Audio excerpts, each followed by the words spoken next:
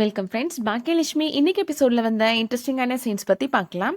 கோபி வீட்ல நடக்கிறத காமிக்கிறாங்க. கோபியோட அப்பா இனியாட்ட சொல்லிட்டு இருக்கிறாரு, உங்க அம்மா தான் இந்த தடவை எலெக்ஷன்ல வின் பண்ண போறா, அவளுக்கு நான் பெருசு பெருசா கட் அவுட் வைக்க போறேன் அப்படின்னு சொல்லிட்டு இருக்கிறாரு. இல்ல என்னெல்லாம் எழுதணும் அப்படின்னு சொல்லிட்டு இனியாட்ட ஒரு பேட் வாங்கி எழுதிட்டு இருக்கிறாரு. கோபி அங்க வராரு. கோபி அப்பாட்ட இருக்கிற பேடை வாங்கி வேகமா கீழே வீசிடுறாரு. யாருக்கு உட்காந்து இங்க வேலை பார்த்துட்டு இருக்கிறீங்க அப்படின்னு கேக்குறாரு. என்னோட மருமகளுக்கு நான் வேலை பார்த்துட்டு இருக்கேன், நான் எங்க இருந்தாலும் அவளுக்கு வேலை பார்ப்பேன் அப்படின்னு சொல்றாரு அவரு. அந்த இடியட்டுக்கு வேலை பார்க்கணும்னா நீங்க அங்க உட்காந்து வேலை பாருங்க, இங்க உட்காந்துலாம் பண்ணக்கூடாது அப்படின்னு சொல்றாரு கோபி. ராதிகா, நீ ஒன்னும் ஒரி பண்ணிக்காத, இந்த எலெக்ஷன்ல கண்டிப்பா நீ தான் வின் பண்ண போற அப்படின்னு சொல்றாரு. கோபி இப்போ அங்க இருந்து போயிடுறாரு. கோபி அப்பா இனியாட்ட சொல்றாரு, நீ அந்த பேடை எடுத்துட்டு வாமா, நம்ம வேலையை பார்ப்போம் அப்படின்னு சொல்றாரு. இனியா சொல்றாங்க, இந்த எலெக்ஷன்ல கண்டிப்பா அம்மா தான் வின் பண்ண போறாங்க அப்படின்னு சொல்றாங்க. ராதிகா சொல்றாங்க, உங்க டாடி இருக்கிற வரைக்கும் அவருக்கு ஃபேவரா பேசினேன் அப்படின்னு சொல்றாங்க. இனியா சொல்றாங்க, நான் எப்போதுமே டாடிக்கு ஃபேவரா தான் பேசுவேன், அதே மாதிரி எங்க அம்மாவுக்கும் நான் ஃபேவரா தான் இருப்பேன் அப்படின்னு சொல்றாங்க. இனியா தாத்தா இனியாட்ட சொல்றாரு, நீ பேசி எனர்ஜி எல்லாம் வேஸ்ட் பண்ணாத இனியா அப்படின்னு சொல்றாரு. அம்மா தான் வின் பண்ண போறா, நம்ம 2 பேரும் விசில் அடிச்சு கொண்டாடலாம் அப்படின்னு சொல்றாரு. அடுத்ததா இப்போ பாக்கியா ராஜசேகர் சாரை பாக்குறதுக்காக வராங்க. கேன்டீன் ஆர்டரை எங்களுக்காக நீங்க வாங்கி கொடுத்தது மிகப்பெரிய விஷயம் சார் அப்படின்னு சொல்றாங்க பாக்கியா. ஆனா அதுக்கு கட்டுறதுக்கான பணத்தை எங்களால அரேஞ்ச் பண்ண முடியல சார் அப்படின்னு சொல்றாங்க. பேங்க்ல லோனை பத்தி விசாரிக்கிறதுக்காக போனா அவங்க குடும்பத்தை பத்தின விவரம், ஹஸ்பண்டை பத்தி எல்லாம் கேக்குறாங்க சார் அப்படின்னு சொல்றாங்க. லோன் கிடைக்கும்னு எங்களுக்கு நம்பிக்கை இல்லை சார் அப்படின்னு பாக்கியா சொல்றாங்க. இந்த கேன்டீன் கவுண்டர் கிடைச்சிச்சுன்னா நீங்க பிசினஸ்ல அடுத்த லெவலுக்கு போவீங்க அப்படின்னு நீங்க நம்புறீங்கல்ல அப்படின்னு அவர் கேக்குறாரு.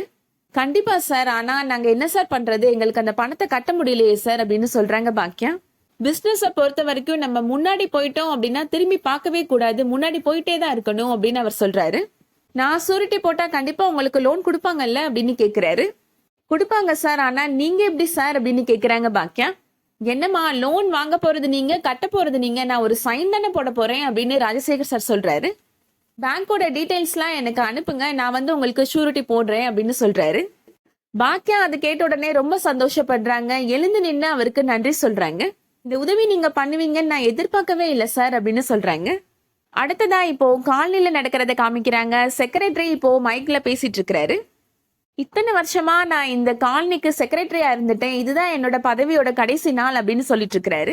எழிலி பொங்க வராரு. ஒரு நிமிஷம் இருங்க சார், எல்லாரும் வெயில்ல உட்காந்துட்டு இருக்காங்க, சீக்கிரமா எலெக்ஷனை ஸ்டார்ட் பண்ணுங்க சார் அப்படின்னு சொல்றாரு. எலெக்ஷனுமே இப்போ ஆரம்பிச்சிடுறாங்க. எல்லாரும் ஓட்டு போட ஆரம்பிச்சிடுறாங்க.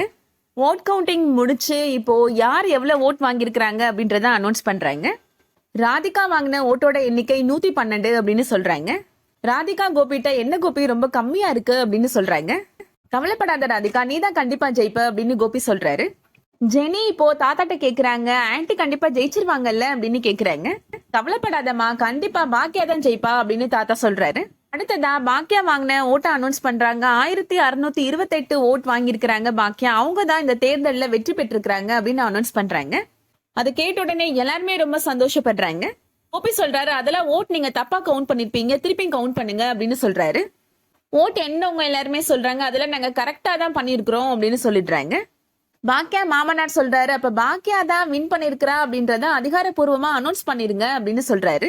அசோசியேஷன் மெம்பர்ஸ் எல்லாருமே இப்ப அனௌன்ஸ் பண்றாங்க, பாக்கியா தான் இந்த எலெக்ஷன்ல ஜெயிச்சு இந்த காலனியோட செக்ரட்டரி ஆயிருக்கிறாங்க அப்படின்னு அனௌன்ஸ் பண்ணிடுறாங்க.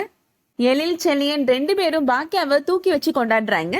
பாக்கியாவை இப்ப பேசுறதுக்காக கூப்பிடுறாங்க. தைரியமா பேசிட்டு வாக்கா அப்படின்னு செல்வி சொல்றாங்க.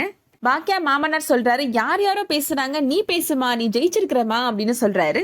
பாக்கியா இப்போ பேச ஆரம்பிக்கிறாங்க.